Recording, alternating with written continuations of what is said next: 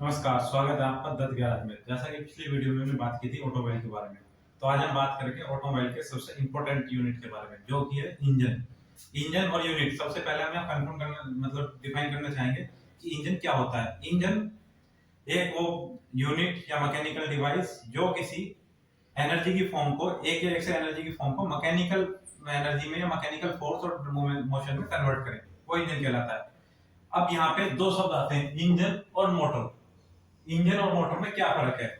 जैसा कि Oxford English dictionary ने जैसे कंफर्म किया है कि हम इंजन को मोटर के स्थान पर, मोटर को इंजन के स्थान पर चेंज कर सकते हैं, क्योंकि दोनों का जो वर्किंग कंडीशन है सेम है। मोटर किसी एनर्जी की फॉर्म को भी मैकेनिकल एनर्जी में कन्वर्ट करता है। बेसिकली हम मोटर के लिए मानते हैं कि जो इलेक्ट्रिक एनर्जी को मैकेनिकल एनर्जी में कन्वर्ट करती है वो मोटर होती है, और जो किसी फ्यूल की एनर्जी को मैकेनिकल एनर्जी में कन्वर्ट करते हैं वो इंजन होते हैं।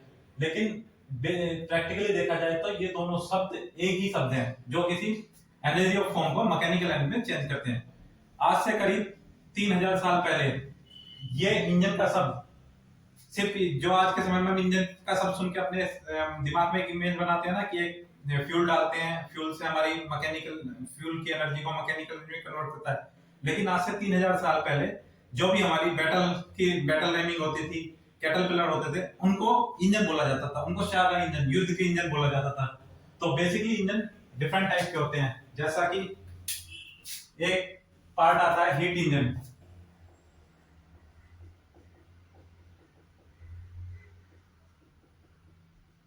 दूसरे आ गए आपके electric engine,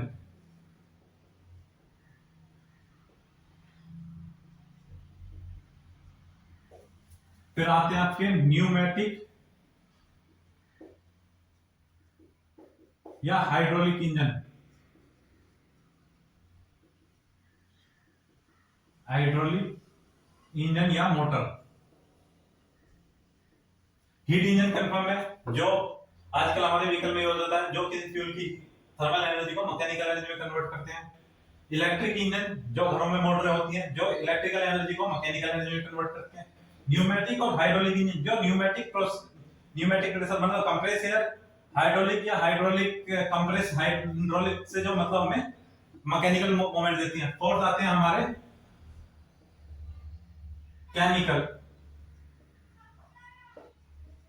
chemical heat engine. तो आज हम बात करेंगे बेसिकली केमिकल हीट इंजन वो होते हैं जिसमें हम हाइड्रोजन को O2 के सिर्फ और सिर्फ O2 के साथ रिएक्शन कराने के बाद जो हम उसकी थर्मल एनर्जी को मैकेनिकल एनर्जी में कन्वर्ट करते हैं, वो केमिकल हीट इंजन। जैसे हमारा रॉकेट इंजन, और बाकी हमारा नॉर्मल व्हीकल इंजन, जैसा कि इन सब के बारे में आप जानते हैं। तो आज हमारा मेन टॉपिक है हीट इंजन। अगर हम हीट इंजन को बेसिकली देखा जाए तो हीट इंजन भी दो फॉर्म में कन्वर्ट होते हैं, एक एक्सटर्नल,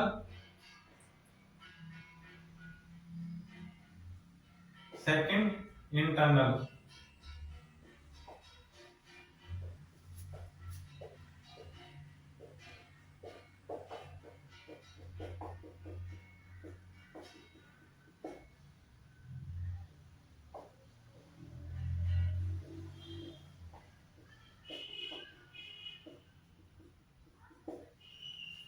हीट इंजन की एक फॉर्म होती है external combustion engine, second form होती है internal combustion engine. External combustion engine हम एटमॉस्फेरिक प्रेशर पर फ्यूल को बर्न करते हैं, उस फ्यूल की थर्मल एनर्जी को किसी वर्किंग फ्लूइड के माध्यम से मैकेनिकल एनर्जी में कन्वर्ट कराते हैं, जैसे steam engine.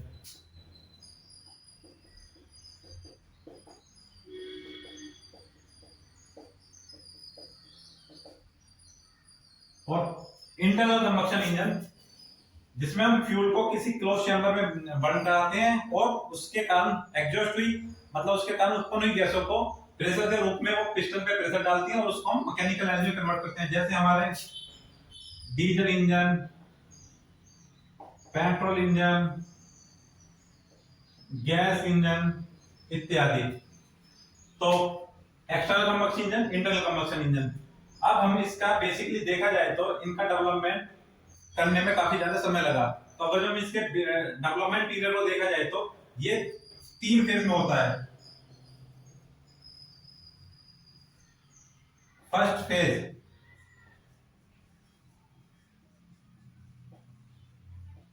Before industrial revolution.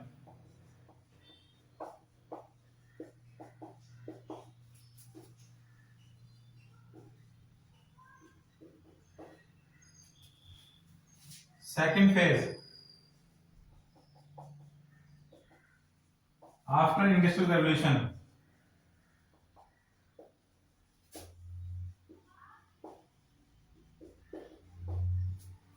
और third phase modern development.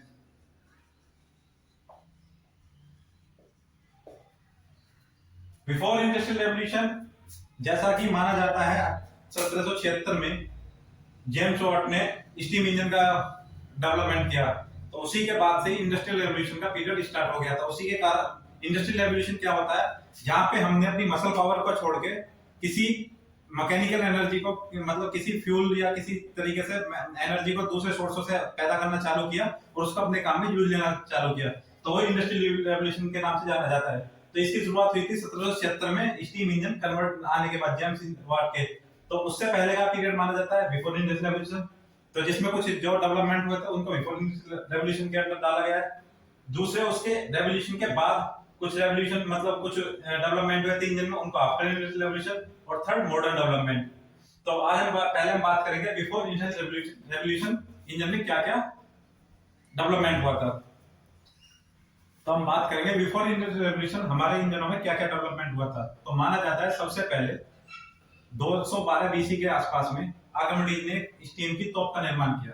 Archimedes जो जिनका, जैसा कि आप सभी जानते हैं, आर्किमिडीज एक महान वैज्ञानिक है। ये पॉलीमैथ थे, इन्होंने काफी ज्यादा रिसर्च किया और हर क्षेत्र में, काफी क्षेत्रों में इन्होंने अपना योगदान दिया।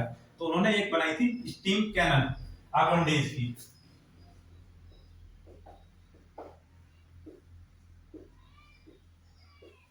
एक्चुअली सर्वप्रथम भाप की जानकारी के लिए, जैसे हम भाप के पावर का जैसे बताया जाता है कि जेम्स वाट ने एक कुकर को देखा, प्रेशर कुकर को, प्रेशर कुकर से निकलती हुई वेसल को देख के उन्होंने भाप की ताकत का अंदाजा लगाया और उसके कारण ही उन्होंने स्टीम इंजन का डेवलपमेंट किया। लेकिन देखा जाए तो उनसे भी करीब 2000 साल पहले इस चीज पे काम चालू हो चुका था।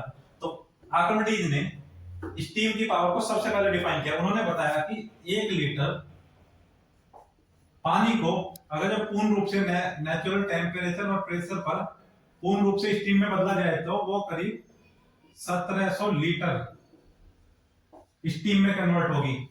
और यही प्रोसेस अगर किसी क्लोज वेसल में किया जाए तो उसके कारण काफी अच्छा दबाव पैदा होगा और उसी दबाव का वो अपने किसी यूजफुल काम में यूज कर सकते हैं। तो इसी दबाव के, इसी की सहायता से उन्होंने एक स्टीम की तोप का निर्माण किया। ये स्टीम की तोप एक बेसिकली एक काफी सिंपल सी होती थी। ये धातु का एक लंबा सा बैरल होता था जिसका एक सिरा कैप कर दिया जाता था और फ्रंट सिरा लोड करने के लिए ओपन रखा जाता था। इसके बीच में पार्टीशन रहता था और ये पार्टीशन कुछ इस तरीके से रखा जाता था कि जो हमारा एनिमेशन डाला जाए तो वो यहाँ पे एक एयर टाइट एक एयर लॉक सील मतलब पैदा करे। इसी के को रोकने के लिए यहाँ पे वो एक लकड़ी का बड़ा सा डंडा रखते थे और आगे से इसको साइड से सपोर्ट डाल के बंद करते थे। अब इस बैरल को, धातु के बैरल को आग से पीछे से गर्म किया जाता था और जब ये पूर्ण रूप से गर्म हो जाता था तो इसमें अचानक पानी का एंटर किया जाता था। पानी अचानक से हॉट सरफेस के कांटेक्ट में आता था जिससे वो स्टीम में कन्वर्ट होता था। उससे काफी अधिक मात्रा में प्रेशर डेवलप होता था। वो प्रेशर इस एनिमेशन पे आता था जो कि इस बीम तक जाता था। ये स्टक फर्स्ट, ये पहले क्रैक होती थी और उसके बाद ये पूरा एनिमेशन उस प्रेशर के कारण थ्रो होता था, जिसका उन्होंने अपने युद्ध के समय पे काफी अच्छा उपयोग किया था। तो ये एक उन्होंने सबसे पहले मतलब बताया कि स्टीम की पावर को हम किस तरीके से यूज कर सकते हैं। तो अगर हम बेसिकली देखा जाए हमारे इंजन और वेपन में क्या डिफरेंस होता है, तो इंजन और वेपन दोनों सिमिलर ही होते हैं, क्योंकि इंजन के अंदर भी जैसा हमारा सिंपल से देखिए 4 स्ट्रोक पेट्रोल इंजन या डीजल इंजन ले लीजिए, ये हमारा टीडीसी है और ये हमारा बीडीसी है। यहाँ पे हमारा स्पार्क प्लग है, ऑलरेडी इसमें फ्यूल मिक्सचर अवेलेबल है। तो तो इसमें भी हम स्पार्क देते हैं, स्पार्क देने के कारण हमारा जो कंप्रेस्ड फ्यूल है वो बर्न होता है, बर्न होने के कारण अपने से कई गुना मात्रा में एग्जॉस्ट गैस पैदा करता है, और वही एग्जॉस्ट गैस इस पिस्टन को मूव कराते हुए इसके नीचे पुश करती है, जिसको हम क्रैंक्स पे कनेक्टिंग रॉड और क्रैंकशाफ्ट की सहायता से रॉड की मोशन में मूवमेंट करते हैं। तो सेम प्रोसेस वेपन में भी होता है, वेपन में भी फ्यूल बर्न होता है, काफी अधिक मात्रा में एग्जॉस्ट गैस पैदा होती है जो अपने प्रोजेक्टाइल को थ्रो करने के बाद एक जगह से दूसरी जगह तक पहुंचाती हैं। ये दोनों में सिमिलरिटी मिलती है। इसी के बाद इसी पे स्टीम इंजन पे स्टीम पे बहुत ज्यादा काम करते हुए एक महान वैज्ञानिक हुए हीरोसेक्स अलेक्जेंडर, जिनका जन्म यूनान में हुआ था, जस्ट जीसस क्राइस्ट के पास ही। तो इनका नाम पहली सदी में बताया जाता है कि इनका जन्म पहली सदी में यूनान में हुआ था, और इन्होंने भी एक स्टीम टरबाइन की इन्होंने फर्स्ट स्टीम टरबाइन बनाई थी, जिसको एक रिएक्शन टरबाइन भी बोला जाता है। ये काफी सिंपल होती थी। इन्होंने एक बड़ा सा बर्तन लिया, इस बर्तन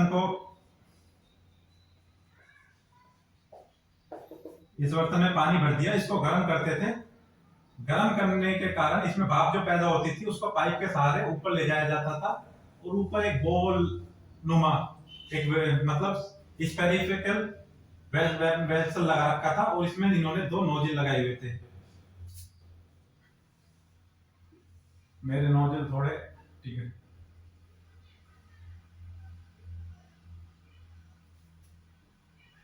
इसका दूसरा व्यू देखा जाए तो कुछ इस टाइप से रहता था।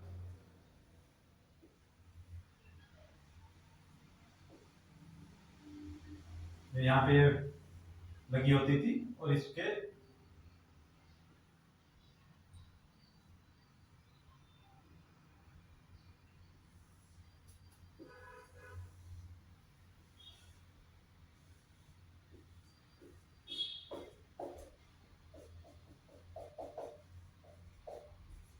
यहाँ पे आग लगाई जाती थी, आग से पानी गर्म होता था, पानी गर्म होने के कारण जो स्टीम होती थी वो इन पाइपों के सहारे इस वेसल में जाती थी। जब वेसल में जाती थी तो वेसल में लगे हुए इन नोजल से ये स्टीम बाहर निकलती थी, और बाहर निकलने के कारण इस स्टीम को एक टॉर्क मिलता था, और जिसके कारण ये क्लॉकवाइज रोटेट होती थी। और इसका ये उपयोग अपने मंदिरों में घंटी बजाने या इससे छोटे छोटे मतलब फैन टाइप के लगा के अपने महलों में एयर का फ्लो बनाने में काम करते थे।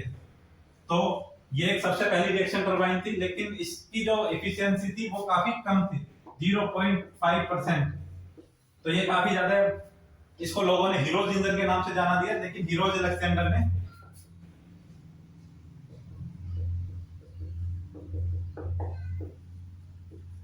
अलेक्जेंडर ने इसको एलिपिलो का नाम दिया, एलोपिली का नाम दिया, लेकिन लोगों ने इसको हीरोज इंजन के नाम से जाने लगा। इसी के बाद इसमें एक एंट्री होती है महान वैज्ञानिक Leonardo da Vinci. Leonardo da Vinci ने भी स्टीम के ऊपर काफी प्रयोग किए, उनके नाम से भी एक स्टीम कैनन को बोला जाता है, लेकिन कुछ किताबों में उसको आर्किमिडीज की कैनन ही लिखा बोला गया। तो इसके बारे में मैं कुछ ज्यादा बात नहीं करूं, क्योंकि उसमें थोड़ा सा मतभेद है। कुछ बोलते हैं कि वो आर्किमिडीज ने बनाई थी, कुछ बोलते हैं वो लियोनार्डो दा विंची ने बनाई थी। एग्जैक्टली क्या है ये मुझे भी नहीं पता। तो इसी के बाद 1551 में एक महान वैज्ञानिक हुए ताकी अल-दीन।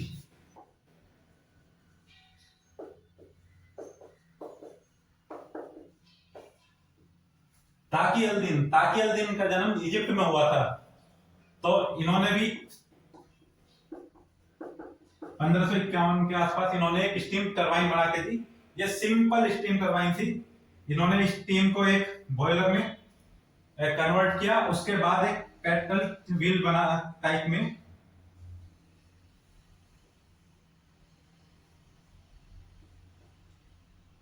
व्हील बनाया, उसके ऊपर इसको स्टीम को इंप्रेस किया जाता था, उसके कारण हमें रोटेशन एनर्जी मिलती थी, और उसी का वो अपने पानी निकालने में और काफी अधिक कामों में यूज किया करते थे।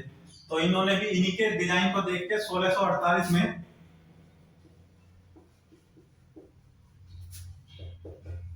जॉन विलिंग्स ने काम किया, और उसी को देखते हुए उसी के कामों को आगे आते हुए 1884 में फ्रांसिस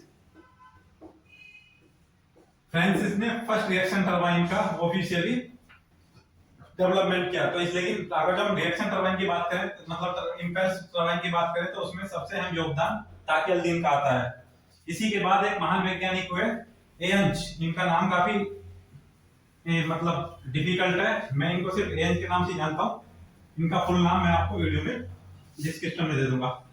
तो इन्होंने भी काफी स्टीम के ऊपर प्रयोग किए एयंज।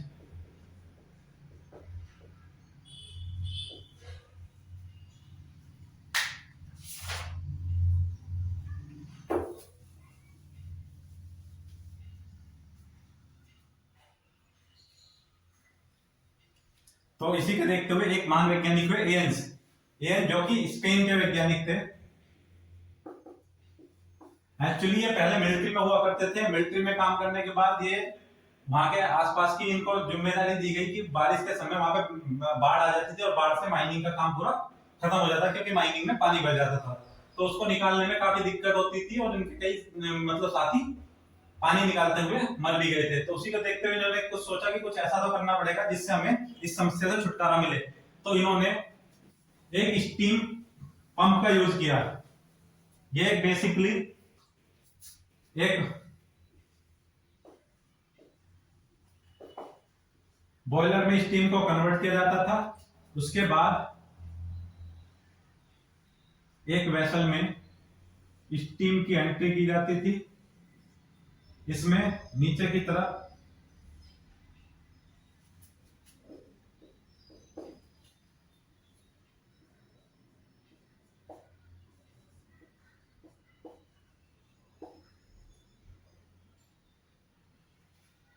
इसमें इन लाइन थी, आउट लाइन थी। यहां पे नीचे पानी भरा हुआ है। तो ये बेसिकली क्या करते थे, पहले इसमें स्टीम को वी वाल ओपन करके स्टीम को एंटर करते थे।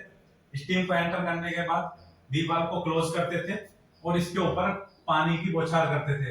पानी के कारण ये कंटेनर में जो स्टीम थी वो कंप्रेस होती थी, वो अपनी लेटेंट हीट एक्सचेंज करती थी और उसके कारण वो कंप्रेस होती थी। कंप्रेस होने के कारण इसमें वैक्यूम क्रिएट होता था।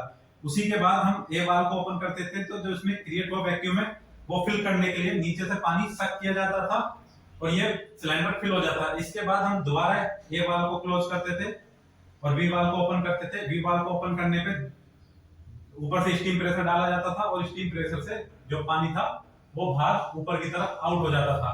और इसी प्रोसेस को दोबारा करने के लिए वी वाल को दोबारा क्लोज किया जाता था, ए वाल को दोबारा ओपन किया जाता था और इसके ऊपर पानी डाला जाता था। ये प्रोसेस कंटिन्यूस करने से खदानों से आसानी से पानी निकाल दिया जाता था।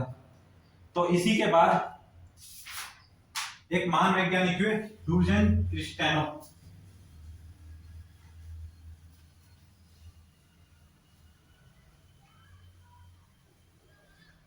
ने ये आविष्कार 606 में किया था। इसी के बाद एक महान वैज्ञानिक हुए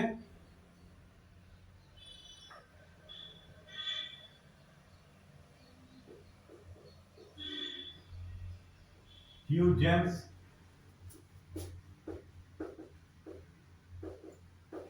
क्रिस्टियन। ह्यूजन क्रिस्टियन ने भी काफी ज्यादा आविष्कार किए। तो इन्होंने भी एक गन पाउडर के इंजन का डेवलपमेंट किया।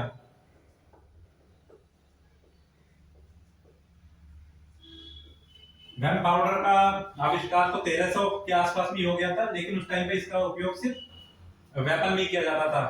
तो ह्यूजन ने क्या किया, ह्यूजन ने एक बड़ा सा सिलेंडर लिया, इसमें नीचे होल रखा, यहां से गन पाउडर इसमें डाल दिया जाता था। इसके ऊपर एक पिस्टन लगा रहता था जिसको लेदर की रिंग से सील किया होता था। इसके ऊपर इन्होंने यहाँ पे पुली लगा रखी थी और यहाँ पे वेट लगा हुआ था। अब इसमें गन पाउडर को भर दिया जाता था, इस वाल्व को लॉक कर दिया जाता था, गन पाउडर को बंद कर दिया जाता था। बंद करने के कारण ये जो गैसें पैदा होती थी वो इसको ऊपर की तरफ फोर्स देती थी। फोर्स होने के कारण ये हमारा सिलेंडर ऊपर की पोजीशन में आ जाता था। उसके बाद इस वाल्व को ओपन कर दिया जाता था। बंद ओपन होने के कारण जो हमारी एग्जॉस्ट गैस थी, इसमें एक तो एग्जॉस्ट गैस के लिए यहीं पे एग्जॉस्ट निकालने के लिए खोल दिए होते थे, कुछ एग्जॉस्ट गैस तो ऊपर से निकल जाती थी और उसके कारण धीरे धीरे गैसें ठंडी होती थी। गैसें ठंडी होने के कारण ये वाल्व बंद रहता था तो धीरे धीरे एग्जॉस्ट इसमें वैक्यूम क्रिएट होता था और वैक्यूम के कारण ही यहाँ से ये वेट को लिफ्ट करने का काम आता था। तो इस के कई समस्या थी। एक तो क्या इसमें स्पीड बहुत कम थी और दूसरा क्या है इसके कारण जो एग्जॉस्ट से गैसें पैदा होती थी उससे आसपास के लोगों को दिक्कत होती थी। तो ये प्रैक्टिकली ये इंजन कुछ काम नहीं कर पाया। लेकिन देखा जाए तो सबसे पहले इंटरनल कंबशन इंजन ह्यूजन किस्टेनो ने बना दिया था 1680 में। 1680 में फर्स्ट। इसी के बाद इसी डिजाइन पे काम करते हुए डेनिस पेपिन आए। डेनिस पेपिन जो कि ह्यूजन क्रिस्टियानो के ही स्टूडेंट हुआ करते थे। डेनिस पेपिन ने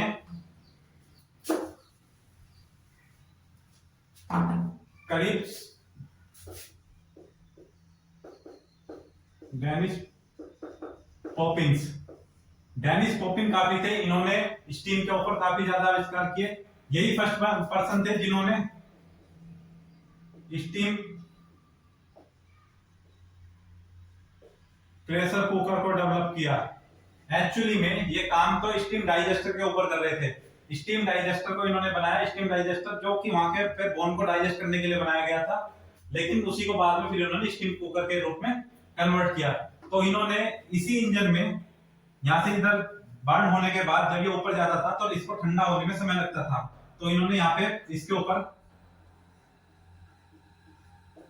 वाटर का स्प्रे किया। तो वाटर का स्प्रे करने के कारण जो गैसें थी आसानी से जल्दी से कूल्ड हो गई। कूल्ड होने के कारण इसका जो पावर स्ट्रोक था, इसमें जो फॉरवर्ड स्ट्रोक था ये तो सिर्फ आइडियल स्ट्रोक था। जो पावर स्ट्रोक था वो कंप्रेशन स्ट्रोक, मतलब वैक्यूम के कारण जो स्ट्रोक पैदा होता था वही कंप्रेशन स्ट्रोक था। तो वाटर को इन्होंने डाला। वाटर को डालने के बाद इसमें वैक्यूम क्रिएट हुआ। उसी के बाद इन्होंने इसको अपने यूजफुल काम में यूज लिया। तो डेनिस पेपिन ही सबसे पहले व्यक्ति थे जिन्होंने हमारे ये सेफ्टी वाल्व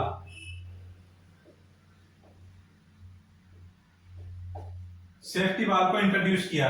जब इन्होंने स्टीम डाइजेस्टर पे काम किया था तो इन्होंने सेफ्टी वाल्व पे, अभी तक आप देख रहे होंगे जितने भी आपके इंजन बने हुए हैं अभी ये सभी के सभी वैक्यूम पे काम करते थे, क्योंकि उस समय पर हमारे पास अभी तक सेफ्टी वाल्व नहीं थे। सेफ्टी वाल्व ना होने के कारण हम कोई भी high steam pressure vessel use नहीं कर सकते थे, क्योंकि हाई प्रेशर सेफ्टी वाल्व ना होने के कारण वेसल में कोई सेफ्टी नहीं होती थी, वो कभी भी फंस सकता था, प्रेशर का कोई कंट्रोल नहीं था। तो उसी के कारण सभी के सभी लोग उसे वैक्यूम में कन्वर्ट करने की कोशिश करते थे। लेकिन डेनिस पेपिन ने एक अलग सोचने का तरीका दिया कि हम अपना प्रेशर को एक सर्टेन लिमिट तक अपने प्रेशर अपने वेसल की कंडीशन के अकॉर्डिंग कंट्रोल कर सकते हैं और उसमें प्रेशर सेफ्टी वाल्व लगा सकते हैं। एक्चुअली में सबसे पहले जो सेफ्टी वाल्व थे ये डायरेक्ट वेट लोडेड थे। वेट लोडेड थे तो इनकी ज्यादा मतलब इसी वजह से ज्यादा इसका उपयोग में आते नहीं थे। तो इसी के बाद एक महान वैज्ञानिक हुए थॉमस सेवरी ने जो एयंस का वाटर पंप था उसी के ऊपर काम किया। एक्चुअली में देखा जाए आप देखेंगे तो स्टीम वाटर पंप में नाम सिर्फ थॉमस सेवरी का आता है, लेकिन थॉमस सेवरी ने यह आविष्कार किया 1698 में। लेकिन 1606 में ही एयंस ने इस चीज को इंट्रोड्यूस कर दिया था।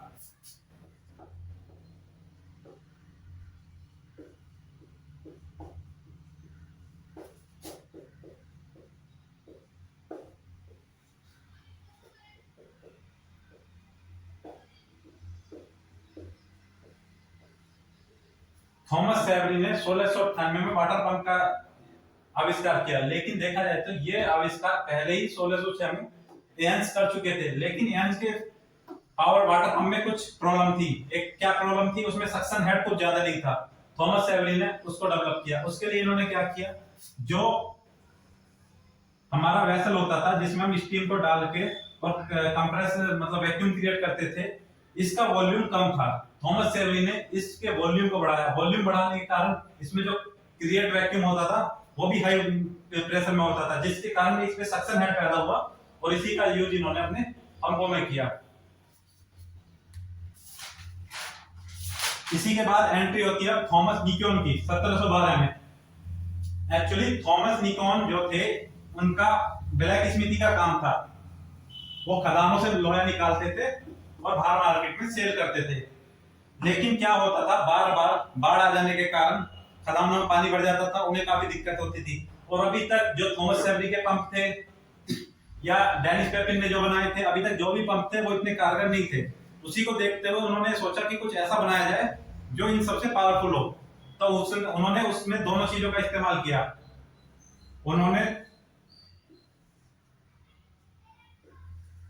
अभी तक जैसे हम ह्यूजन क्रिस्टियानो या डेनिस पेपिन के इंजन को देखें तो उसमें गन पाउडर को बर्न किया जाता था, उसके बाद वैक्यूम क्रिएट किया जाता था और तब उसको डाउन में डाला जाता था। इधर थॉमस शेल्बी का देखा जाए तो वो सिर्फ स्टीम को कंप्रेस करते थे, उसमें कोई पिस्टन नहीं था। तो थॉमस न्यूकोमन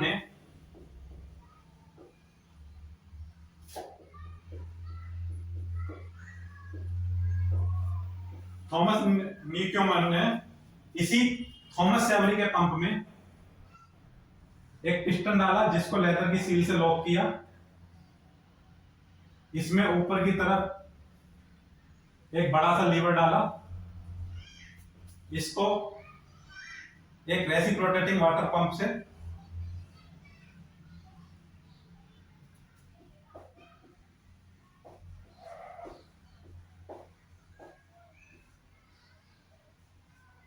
से अटैच किया और यहां पे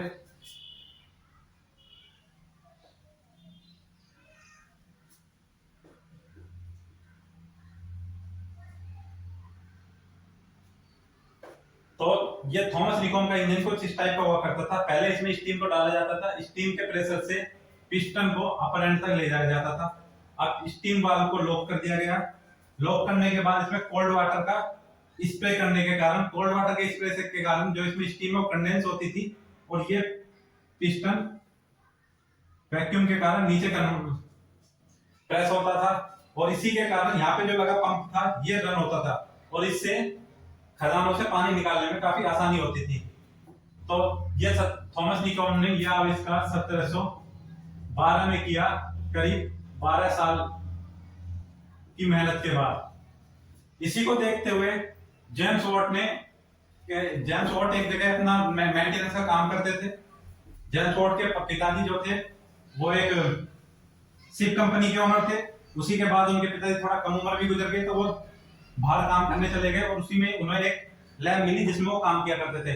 तो एक वक्त पे ये थॉमस निकोम का इंजन जेम्स वॉट के पास आया। जेम्स वॉट ने जब उसको देखा तो उन्होंने उसमें आइडेंटिफाई किया, एक तो इसमें पावर स्ट्रोक पैदा करने के लिए जो पानी डाला जाता है सेम चैम्बर में तो उसके कारण काफी ज्यादा एनर्जी लॉस होती है और दूसरा उसको दोबारा हीट अप करने में टाइम लगता है। तो इसी को देखते हुए उन्होंने इसमें थोड़ा आविष्कार किया।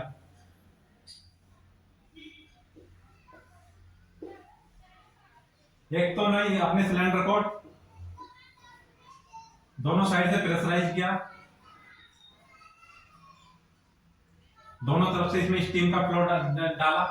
दूसरा इसी के साथ इन्होंने इसमें एक फ्लाई व्हील को अटैच किया और जो इससे निकलने वाली एयर स्टीम थी उसके लिए एक स्पेशल कंडेंसिंग सिलेंडर को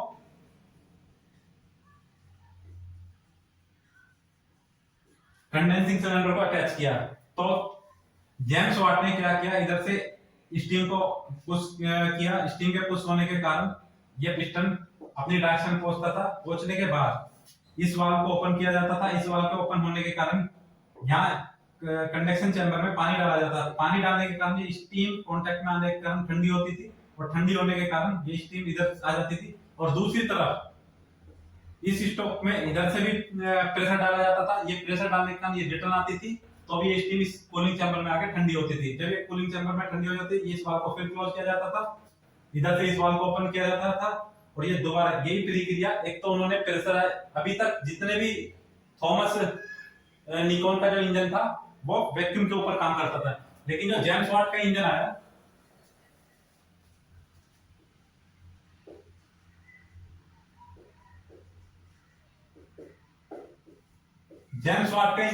वो एक प्रेशराइज इंजन था जो कि दोनों तरफ से प्रेशर डालता था और इसके कारण जो एनर्जी थी वो फ्लाई व्हील में स्टोर होती थी और उसी से आगे हम अपना वाटर पंप और ये सब कुछ चलाने में यूज करते थे। अब हमारे पास 1776 में ऑलरेडी स्टीम इंजन आ चुका था और स्टीम इंजन के आने के बाद अब हमारा मैक्सिमम सभी क्षेत्रों में, इंडस्ट्रीज में, हमारे वीक ऑटोमोबाइल में, इसी के बाद हमारा 1776 में इंडस्ट्रीज में पूरा स्टीम इंजन ने अपना जगह ले लिया। कुछ लोगों ने इसके steam car, steam truck, steam train सभी कुछ इंट्रोड्यूस किए, लेकिन इसके बाद भी कुछ ऐसी समस्याएं थी कि हमें आगे के लिए डेवलपमेंट कंटिन्यू करने पड़े, क्योंकि थॉमस डिकॉम के इंजन की भी सिर्फ इफिशियंसी 6% की थी, जो कि काफी कम थी। दूसरा क्या होता था, ये स्टीम इंजन काफी ज्यादा बल्कि होते थे, इनको बड़े बल्क में बनाने पर ही 6% की एफिशिएंसी मिल जाती थी। अगर हम छोटे स्टीम इंजन बनाए तो उनको स्टार्टिंग करने में काफी लंबा समय लगता था और उनकी एफिशिएंसी जस्ट 1.5 टू 2% ही निकल के आती थी, जो कि ज्यादा एफिशिएंट नहीं थे। बल्क में बड़े बड़े इंजन, बड़े हॉर्स पावर के बनाने में 6% की मिलती थी। तो इन्हीं समस्या को देखते हुए लोगों ने सोचा कि अब कुछ नया करना चाहिए, तो वो हुए आफ्टर इंडस्ट्रियल रेवोल्यूशन, जिनकी हम अगले वीडियो में बात करेंगे। धन्यवाद।